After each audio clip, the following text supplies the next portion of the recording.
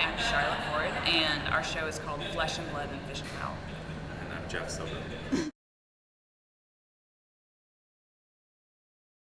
Well, I went to college outside Philadelphia at this place called Bryn Mawr College, and then after that, I started to work as an actor in Philadelphia, and then I went to grad school in London at this place called the London International School of Performing Arts, which is an offshoot of the Lecoq School, which was started by the guy this guy Thomas Protke, who ran Lecoq after Lecoq passed away, and he left and started his own school. And I came home to Philly from LISPA and started making my own work.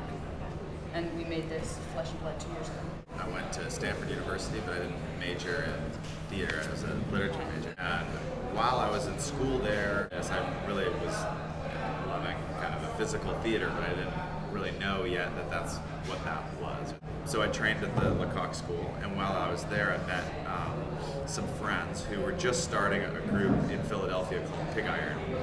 And when I finished college, I started working with Pig Iron, and I've pretty much been working with them for 10 years or so.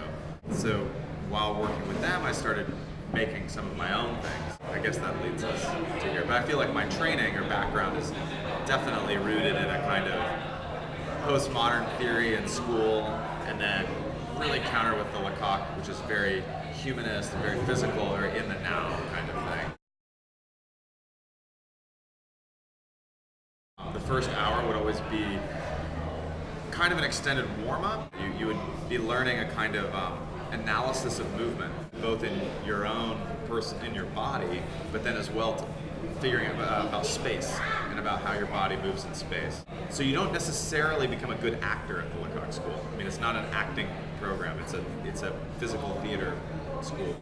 So you never pick up a book, you never read, you never really write. There'd always be some part of the day that was dedicated to what was called the autocore, which was means literally like self-teach, and it was born out of the May events in '68 when students had uprisings in Paris that affected every school, including the Lecoq School. And the students demanded that they be allowed to teach themselves. And Lecoq was like, oh, that's brilliant. We're a real life couple. We've been together for 6 and 7 years now. So part of the just very practical impetus for the project was that we wanted to be able to tour together. We had to decide where our interests intersected.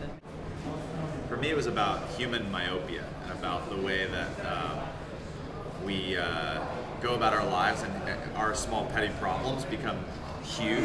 I have this interest in stories of human beings being killed by wild animals in urban settings.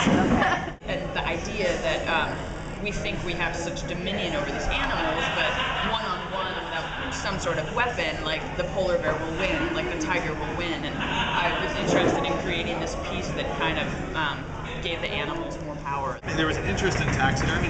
It's like a crude way of replicating life, and it's you've killed this thing in order to put it in your museum, or worse, your living room, and make it look alive. Rhoda is about love, in a very basic archetype, and Jerry is about fear. Absolutely. I mean, like apocalyptic the last 2 people. in the sense that it's about the end of things. Yeah. It's a comedy of But we're human in such extinction. denial of the fact that the world's ended, like we can't handle that truth, that we continue doing our meaningless work. Right, yeah. Because we can't. You never see the full picture. We only see this, and that's the myopia. So the joke of it is well, I'm just going to do Post-it notes while trees are sprouting up around me. I won't see it. We try to do things that are very stupid. I find it funny that you really discuss things on stage. Yeah, and the idea that, we're in an office called Convenience Foods, so it was here are these animals, that's where the food comes from.